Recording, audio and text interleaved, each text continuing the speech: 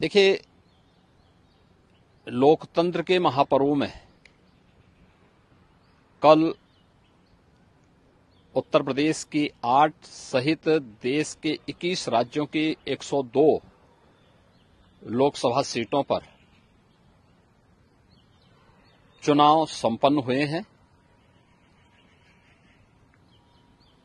अब तक के जो रुझान है वह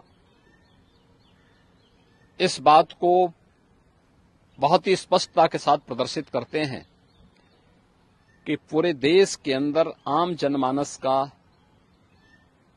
जो मत है वह फिर एक बार मोदी सरकार के लिए प्रचंड रूप से सामने आ रहा है।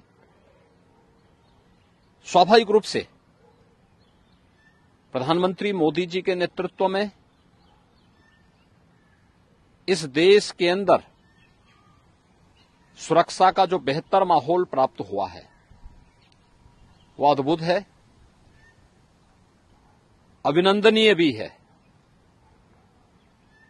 न केवल देश के अंदर बल्कि आधी आबादी तो पूरी तरह मोदी जी के सुरक्षा के इस मॉडल को अंगीकार कर रही है और उसी का परिणाम है कि प्रधानमंत्री मोदी जी के नेतृत्व में देश के अंदर जहां एक सुरक्षित माहौल के साथ साथ सुशासन का एक मॉडल दुनिया के सामने भारत ने दिया है, वहीं भारतीय जनता पार्टी शासित राज्यों ने भी मोदी जी के नेतृत्व में, उनके मार्गदर्शन में सुरक्षा का एक बेहतर मॉडल देने का कार्य किया है। आपके सामने एक उदाहरण पर्याप्त है। अभी रामनवमी का आयोजन संपन्न हुआ है।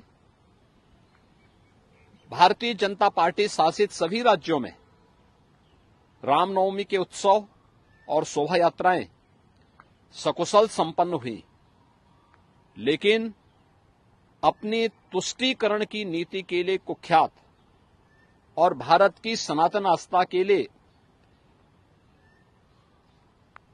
वेस्ट बंगाल की टीएमसी की सरकार के कारण वहां पे रामनवमी के जुलूसों पर, शोभा यात्राओं पर हमले हुए हैं।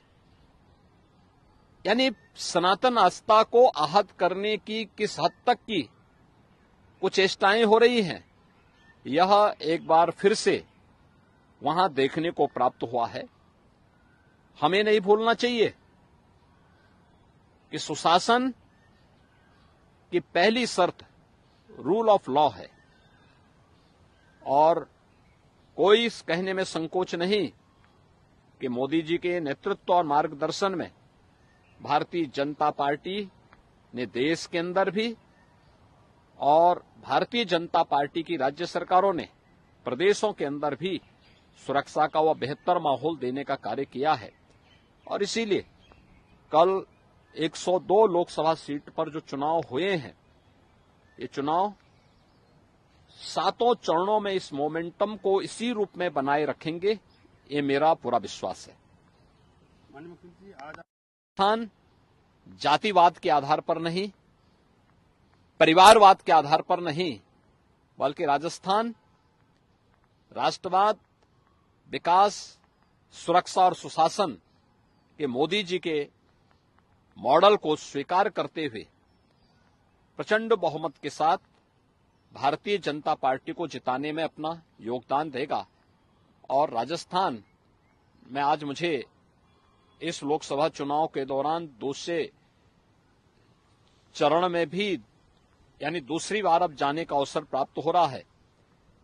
मैं स्वयं उत्साहित हूं क्योंकि राजस्थान में जब भी मैं जाता हूं वहां हमें कुछ लेटेस्ट खबरों के लिए बने रहिए भारत की आवाज न्यूज चैनल पर। चैनल को लाइक, शेयर, सब्सक्राइब करना ना भूलिए।